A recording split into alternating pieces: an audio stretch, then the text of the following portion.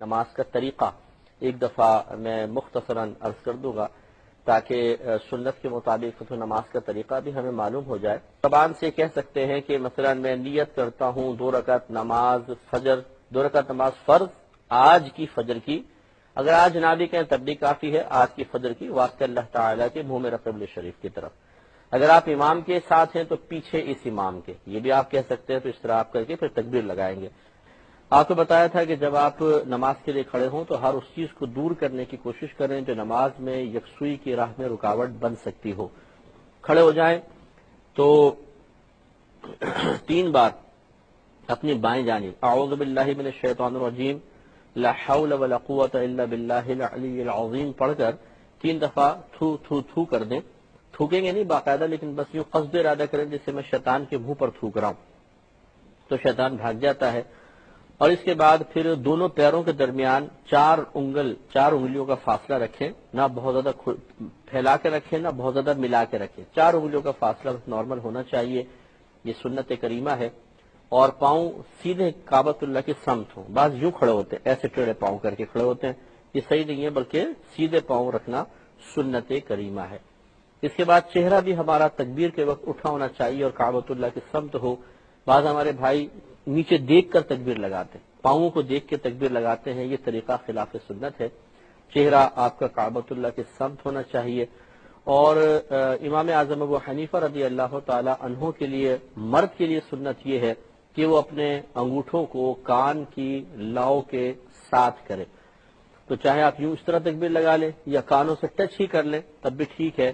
کہ ہاتھ نبی کریم صلی اللہ علیہ وسلم سے اونچے اٹھانا ثابت ہے کندھوں تک، ایک روایت میں کندھوں تک، ایک روایت میں ہے کانوں تک، دونوں کو ملا کر پھر یہ نتیجہ نکالا کہ اس طرح ہاتھ انگوٹھیاں رکھیں تو کانوں کے برابر بھی ہو جائیں گے اور کانوں تک ہاتھ اٹھنا بھی، کندھے سے اوپر ہاتھ اٹھنا بھی ثابت ہو جائے گا، متحقق ہوگا۔ تو انگلیاں جو جس وقت تکبیر لگائی جاتی ہیں ساری انگلیاں اپنی نارمل حالت پر چھوڑ دیں، نہ بالکل ملائیں نہ بہت زیادہ کھولیں، بلکہ نارمل حالت پر ہو، اور ہتھیلی کا اور انگلیوں کا رخ کعبۃ اللہ کی سمت ہو، یعنی اس طریقے سے، اور پھر یہ آپ تکبیر لگائیں گے۔ تو اس سے معلوم ہوا کہ یہ سنت مستحبہ ہے کہ ہتھیلی اور انگلیوں کا رخ کعبۃ اللہ کی طرف ہو۔ تو بعض جو ہیں وہ اس طرح تکبیر لگاتے ہیں، یوں ہاتھ بند کر کے، یوں، یہ بھی خلاف سنت ہے، سمجھ لیں۔ اس طرح بعض اس طرح کر کے لگاتے ہیں تکبیر، یوں تکبیر لگاتے ہیں، تو یہ ہتھیلیاں دائیں بائیں ہو گئی، کعبۃ اللہ کی سمت نہیں ہوئی، تو یہ خلاف سنت ہے۔ اس لیے سنت یہ ہے کہ اس طرح ہو اور انگلیاں اپنے نارمل حالت پر چھوڑ دیں اور تکبیر لگائیں، اللہ اکبر کہہ کر متصلاً ہاتھ باندھ لیں۔ تو یہ تکبیر لگاتے ہی ہاتھ فوراً باندھ لینا سنت کریمہ ہے۔ بعض حضرات کو دیکھا ہے کہ وہ جو تکبیر لگاتے ہیں اللہ اکبر، پھر ہاتھ چھوڑ دیتے ہیں، پھر ہاتھ باندھتے ہیں، بعض یوں کرتے ہیں اللہ اکبر پھر یوں کر کے کرتے ہیں۔ یہ مختلف طریقے بہرحال رائج ہیں مسجدوں میں، لیکن صحیح جو ہم نے آپ کو بتایا وہ یہی ہے کہ آپ تکبیر لگائیں اور اللہ اکبر کہتے ہوئے فوراً سیدھے ہاتھ باندھ لیں، نیچے چھوڑنے کی حاجت نہیں ہے، اور یہ تھوڑا سا ایک ورزشی انداز اختیار کرنے کی ضرورت نہیں ہے، بس اللہ اکبر کہا اور ہاتھ باندھ لیے۔ مرد کے لیے افضل یہی ہے کہ وہ ناف کے نیچے اپنے ہاتھ باندھے،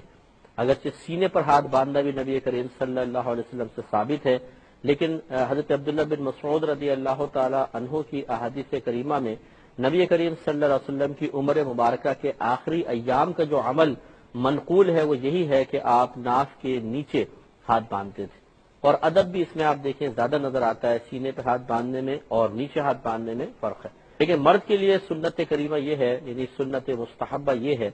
کہ اس طرح رکھیں کہ یہ جو آپ کی ہتھیلی ہے یہ یہاں پر آئے، اس کے جوڑ کے اوپر یہ ہتھیلی آنی چاہیے، اور یہ جو چھوٹی انگلی ہے اور انگوٹھا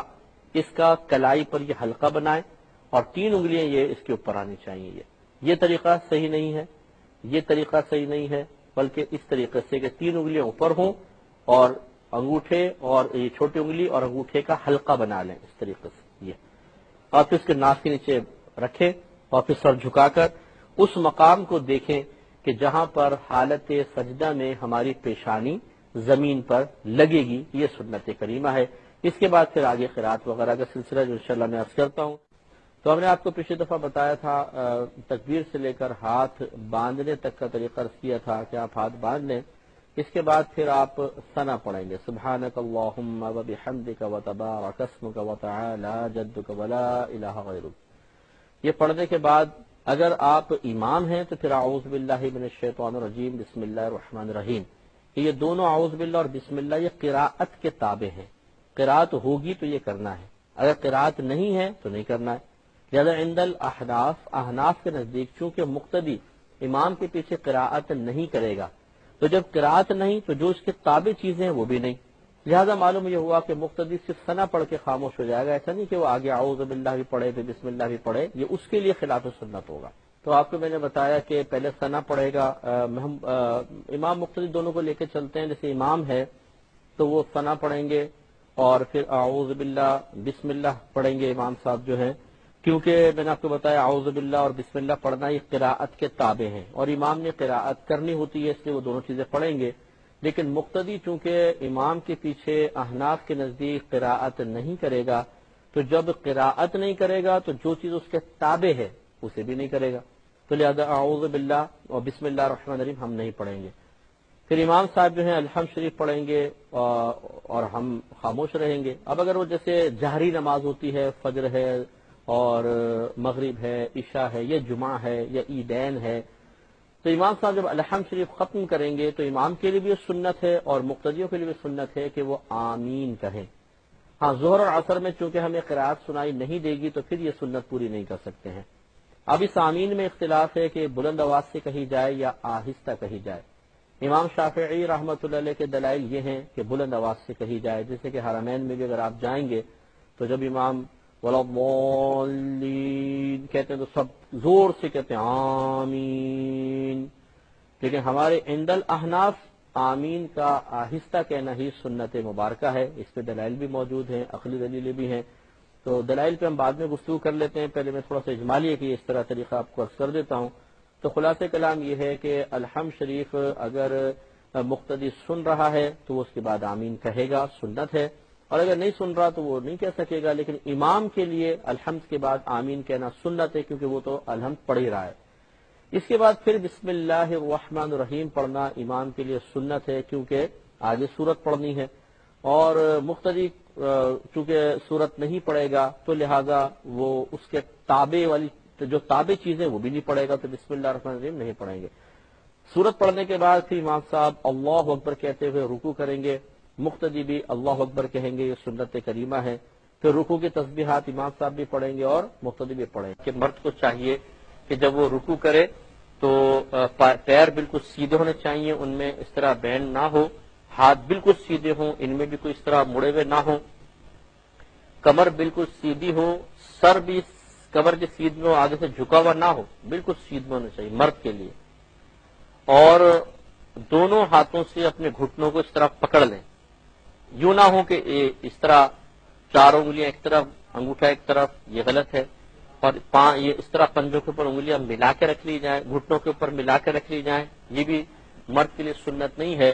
مرد کے لیے سنت یہ ہے کہ وہ انگلیاں کو اچھی طرح پھیلائے اور اپنے گھٹنوں کو پکڑ لے، اور 3 بار کم از کم سبحان ربی العظیم آپ پڑھیں گے۔ اگر عظیم واو پڑھنے میں دقت ہوتی ہے تو سبحان ربی الکریم بھی آپ پڑھ سکتے ہیں، جس کو تجوید نہیں آتی تو بہتر یہ وہ کریم کے ساتھ پڑھ لے، سبحان ربی الکریم۔ جیسے عظیم ہے واو کو تھوڑا تو موٹا پڑھنا ہوتا ہے، 3 بار کم از کم ہے، 5 بار بھی پڑھ سکتے ہیں، 7 بار بھی آپ پڑھ سکتے ہیں۔ اور دوران رکوع ہماری نگاہ پاؤں کی پشت پر ہونی چاہیے، یہ سنت کریمہ ہے، یا اپنے انگوٹھوں پہ رکھیں، یہاں سے نگاہ ہٹنے نہ دیں تو انشاءاللہ وسوسے نہیں آئیں گے۔ پھر امام کے لیے سنت ہے کہ وہ کہے سمع اللہ لمن حمدہ، اور مقتدی جو ہیں وہ اس کو نہیں کہیں گے سمع اللہ لمن حمدہ، بلکہ وہ کہیں گے ربنا لک الحمد یا پھر ربنا ولک الحمد، یہ بھی کہہ سکتے ہیں اللہم ربنا لک الحمد یا اللہم ربنا ولک الحمد، سب یہ چاروں طریقے سے جائز ہے۔ اور اس کے بعد پھر امام صاحب اللہ اکبر کہیں گے، جو سجدے میں جانے کے لیے تکبیر ہے، مقتدی بھی یہ تکبیر لگائیں گے کہ ان کے لیے بھی سنت ہے۔ ہم لوگ سجدے تک پہنچ چکے تھے، رکوع کا پورا طریقہ میں نے آپ کو بتایا۔ سجدے میں جب انسان جائے تو اللہ اکبر کہتے ہوئے ہم سجدے میں جائیں گے، اور سجدے میں جانے کا سنت کے مطابق مردوں کے لیے طریقہ یہ ہے، مرد جو صحت مند بھی ہو، مریض اور عورت کا طریقہ تھوڑا سا جدا گانا ہے، میں عرض کرتا ہوں کہ جو صحت مند آدمی ہے اس کے لیے طریقہ کار یہ ہے کہ سب سے پہلے جب وہ سجدے میں جانے لگے تو اپنے دونوں ہاتھ گھٹنوں پہ رکھے اور آہستگی کے ساتھ گھٹنے دونوں پہلے زمین پر رکھے گا، لیکن ایسا نہیں ہے کہ زور سے دھماکے سے زمین پر رکھے، یہ خلاف سنت ہے، آرام سے زمین پر رکھیں، پہلے دونوں ہاتھ گھٹنے پہ رکھیں، دونوں گھٹنے زمین پر، پھر دونوں ہاتھ زمین پر، اور اس کے بعد ناک، اس کے بعد پیشانی۔ تو سب سے پہلے گھٹنے آہستگی سے رکھیں گے، اس کے بعد دونوں ہاتھوں کی کیفیت سجدے کے اندر یہ ہوگی کہ تمام انگلیاں قبلہ رو ہوں اور ان کو اپنے حال پر چھوڑ دیں، نہ بہت ملائیں نہ بہت زیادہ کھولیں، اپنے حال پر جیسے عام نارمل حالت میں ایسے رکھیں۔ اس کے بعد ناک اور پھر پیشانی رکھیں گے، اور یہ ہاتھ اس طرح ہونے چاہیے کہ ان کے انگوٹھے کا جو سرا ہے سمجھ لیجئے یہ کان کی لو کی سیدھ میں زمین پر ہو، اور ناک کی خالی نوک نہ لگے بلکہ ناک کی جو یہ سخت ہڈی ہوتی ہے یہ تھوڑی زمین پر لگنی چاہیے، لیکن صرف لگنی چاہیے، یہ نہیں کہ اس کو اتنے زور زور سے دبائیں کہ ناک ہی ٹیڑھی ہو جائے، یا یہ سامنے کی ہڈی جو ہے وہ اتنے زیادہ دبائیں کہ چپٹی ہو جائے بالکل، تو یہ مبالغہ آرائی بھی بعض اوقات مسائل نہ سمجھنے کی بنا پر ہوتی ہے، اور اس کے بعد پھر پیشانی زمین پر رکھیں گے۔ پیروں کی کیفیت یہ ہوگی، نبی کریم صلی اللہ علیہ وسلم کے بارے میں مسلم شریف میں واضح طور پہ موجود ہے کہ جب آپ سجدہ فرمایا کرتے تھے تو آپ کے 10 انگلیوں کا رخ قبلے کی طرف ہو جایا کرتا تھا، یعنی پیروں کی 10 انگلیوں کو آپ موڑ کر قبلہ رو کر دیا کرتے تھے، اس لیے یہی طریقہ سب سے بہتر ہے، اور چونکہ یہ نبی کریم صلی اللہ علیہ وسلم کا ایک دائمی طریقہ ثابت ہوا، لہذا علماء کرام نے بیان فرمایا کہ جیسے یہ انگلی ہے، مثلا یہ پاؤں کی انگلی ہے، اس کے نیچے جتنا حصہ اس کو پیٹ کہتے ہیں، پیٹ، انگلی کا پیٹ، تو چونکہ نبی کریم صلی اللہ علیہ وسلم کی 10 انگلیاں مڑ کر قبلہ رو ہو جایا کرتی تھیں اور یہ اکثر آپ کا عمل ثابت ہوا، تو اس کو پھر فقہائے کرام نے بڑی اہمیت دی ہے کہ اس کا مطلب یہ ہوا کہ یہ کوئی معمولی چیز نہیں ہے، پاؤں کی انگلیوں کا زمین پر لگنا بھی ایک بہت ہی اہم شے ہے، اسی وجہ سے نبی کریم صلی اللہ علیہ وسلم نے اس کا اہتمام فرمایا۔ لہذا پھر فقہاء نے جب تمام جزیات کا مطالعہ کیا تو نتیجہ یہ نکالا کہ 10 انگلیوں میں سے کم از کم ایک انگلی کا پیٹ زمین پر لگنا فرض ہے، ہم پیر کی بات کر رہے ہیں، ہاتھوں کے نہیں، ایک انگلی کا پیٹ زمین پر لگنا فرض، دونوں پیروں کی 3 انگلیوں کا پیٹ زمین پہ لگنا واجب، اور 10 کی 10 انگلیوں کا پیٹ زمین پہ لگ جانا سنت کریمہ ہے۔ لہذا معلوم ہوا کہ جو حضرات اپنے پنجے مکمل طور پہ موڑ سکتے ہیں ان کے لیے سنت یہی ہے کہ رکھ کر اور اچھی طریقے سے ان کو دبائیں تاکہ 10 کی 10 انگلیاں پنجے مڑ کر کعبۃ اللہ کی سمت انگلیوں کا رخ ہو جائے۔ لیکن جو کمزور ہے، جو بوڑھے حضرات ہیں یا بہت ہی بھاری بدن ہے کسی کا، مکمل طور پہ انگلیاں نہیں مڑتی، پیر موٹا ہے، تو پھر وہ جتنا ہو سکے اتنا کر لیں، بس جتنا ہو سکے، لیکن یہ نہیں کرنا چاہیے کہ بعض لوگ آپ دیکھیں گے کہ سجدے میں جاتے ہیں دونوں پیر پیچھے سے اٹھا لیتے ہیں۔ یاد رکھیں کہ جس نے دونوں پیر اٹھا کے رکھے سجدے میں اس کا تو سجدہ ہوگا ہی نہیں، جب سجدہ نہیں ہوگا تو نماز بھی نہیں ہوگی۔ اسی طرح بعض صرف انگلیوں کے سرے رکھتے ہیں، یوں اس طرح سرے، صرف انگلیوں کے سرے، ہلکا سا یوں انگوٹھا رکھا ہوتا ہے، باقی انگلیاں یوں ٹیڑھی میڑھی ہوتی ہیں، صرف انگوٹھا رکھا ہوا ہے، یہ بھی طریقہ بالکل غلط ہے۔ کوشش یہی کریں کہ آپ رکھ کر تھوڑا سا اس کو دبائیں جہاں تک ہو سکتا ہے، آسانی کے ساتھ، زبردستی کی ضرورت بھی نہیں ہے، لیکن جہاں تک ہو سکے بالکل دبا کر پڑھے تاکہ فرض واجب شرط وغیرہ پوری ہو۔ اگر 10 انگلیاں نہیں مڑ سکتی، جتنا حد تک وہ پاؤں کو دبا سکتا ہے دبائے، ہاں جو مجبور ہے وہ معذور ہے، تو شریعت نے اس کو پھر رعایت دی ہے۔ اگر کوئی ایسے ہیں کہ بہت ہی بھاری بدن ہے، پاؤں پنجے مڑتے ہی نہیں ہیں، اس میں پھر سیدھی بھی انگلی کھڑی کریں گے تو انشاءاللہ ان کا سجدہ ہو جائے گا، اللہ تعالیٰ قبول فرمائے گا۔ لیکن یہ جو حضرات کرتے ہیں کہ پاؤں دونوں کے دونوں اٹھا لیتے ہیں، یہ بالکل غلط ہے، اس طریقے سے نہیں کرنا چاہیے۔ تو یہ اچھا، اب سجدے میں ہونا ہی چاہیے کہ آپ نے سب سے پہلے ہم صحت مند اور مرد کے بارے میں عرض کر رہے ہیں کہ پہلے دونوں گھٹنوں پہ ہاتھ رکھیں، پھر نرمی سے دونوں گھٹنے زمین پر، پھر دونوں ہاتھ، پھر ناک، پھر پیشانی، اور پیروں کی 10 انگلیوں کو موڑ کر قبلہ رو کر لیا جائے۔ اور مرد کے لیے سنت مبارکہ یہ ہے کہ اس کی پنڈلیاں زمین سے تھوڑی اونچی ہوں اور رانے پنڈلیوں سے جدا ہوں، پیٹ رانوں سے جدا ہو،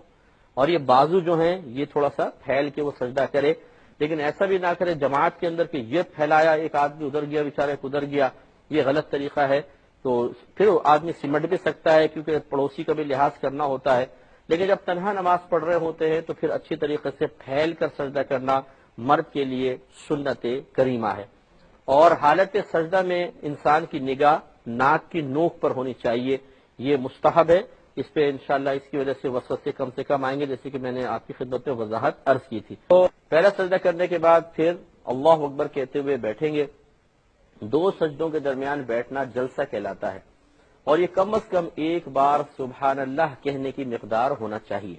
تو اللہ اکبر کہتے ہوئے سیدھے بیٹھے، تھوڑی دیر ٹھہرے، پھر اللہ اکبر کہتے ہوئے اگلے سجدے میں چلے جائیں اور اسی طرح سجدہ کر لیں. اب اس کے بعد پھر اللہ اکبر کہتے ہوئے دوسری رکعت کے لیے اٹھنا ہوگا. تو میں آپ کی خدمت میں عرض کر رہا تھا کہ پہلا سجدہ مکمل کیا، اب اللہ اکبر کہتے ہوئے اگلی رکعت کے لیے اٹھنا ہے. مرد حضرات جو صحت مند جیسے ہم نے عرض کیا تھا ان کے لیے طریقہ یہی ہے کہ پہلے وہ پیشانی اٹھائیں، پھر ناک، اس کے بعد دونوں ہاتھ اٹھا کر انہیں گھٹنوں پہ رکھ دیں، اور پھر گھٹنے اٹھائیں اور پنجوں کے بل کھڑا ہونا سنت کریمہ ہے. پنجوں کے بل یعنی ایڑی وغیرہ نہ لگے، صرف پنجوں پہ انسان کھڑا ہو، یہ سنت مبارکہ ہے. تو پہلے پیشانی اٹھائیں، پھر ناک اٹھائیں، پھر دونوں ہاتھ اٹھا کر انہیں دونوں گھٹنوں پہ رکھ دیں، پھر دونوں گھٹنے اٹھائیں اور پنجوں کے بل کھڑے ہو جائیں. جس کو یہ عادت نہیں ہوتی پہلے پہل، وہ کبھی کبھار آگے وہ گر جاتا ہے، جھٹکا کھاتا ہے، اس کو پریشانی ہوتی ہے.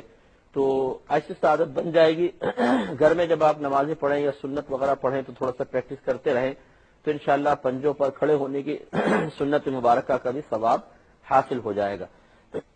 کھڑے ہو گئے، اگلی رکعت پڑھیں، اسی ترتیب کے ساتھ پھر آپ نے رکوع کیا، پھر سجدہ کیا. اب اس کے بعد تشہد میں بیٹھنا ہے. اس کا طریقہ یہ ہوتا ہے کہ جب مرد حضرات کے بارے میں عرض کر رہا ہوں کہ جب وہ تشہد میں بیٹھیں تو الٹا پیر بچھا کے الٹے پیر کے اوپر بیٹھ جائیں اور سیدھا جو پنجہ ہے وہ کھڑا رکھیں اور اس کی تمام انگلیاں مڑ کر کعبۃ اللہ کی سمت ہو جائیں. یہ سنت کریمہ ہے. اور اپنے دونوں ہاتھوں کو اس طرح رکھیں جیسے گھٹنے ہیں، یہ گھٹنے ہوتے ہیں جیسے، تو اس کے کنارے کے اوپر دونوں یعنی انگلیوں کا سرا ہے، یہ بالکل نیچے نہ لے جائیں، بہت ہی پیچھے نہ رکھیں. مستحب ہے کہ گھٹنوں کے کنارے پر دونوں اپنے ہاتھ ہوں، انگلیاں اپنی حالت پہ چھوڑ دیں، نہ بہت ملائیے نہ بہت زیادہ کھولیں. اور اس طریقے سے آپ سیدھے بیٹھ کر، اور کمر بالکل سیدھی ہونی چاہیے اور نگاہ گود پر رکھیں. یہ سنت کریمہ ہے. اس کے بعد پھر التحیات پڑھیں گے، پھر درود ابراہیمی پڑھیں گے، پھر دعا پڑھیں گے اور پھر سلام پھیریں گے. تو جب تک اب تشہد جب پڑھ رہے ہوتے ہیں تو پھر ہم انگلی اٹھاتے ہیں تو اشہد اللہ پہ انگلی اٹھائیں گے اور الا اللہ پہ گرائیں گے. اس کے ہاتھ باندھنے کا طریقہ یہ ہوتا ہے کہ جو آخری کی 2 انگلیاں ہیں اسے آپ ہتھیلی سے ملا لیں اس طریقے سے، اور یہ انگوٹھا اور 20 کی انگلی اس کا ایک حلقہ بنا لیں، اور پھر یہ اللہ اکبر اشہد اللہ الہ پہ انگلی اٹھائیے اور الا اللہ پہ گرائیں.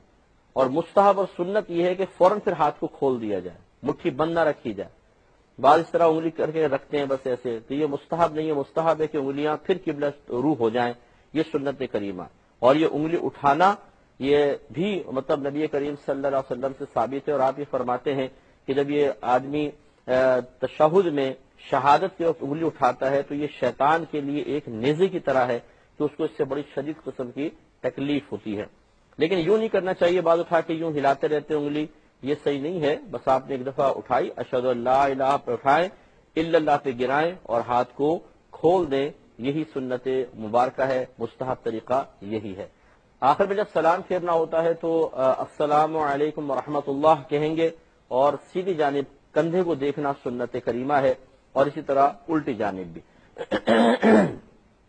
جب آپ جماعت میں نماز پڑھ رہے ہیں،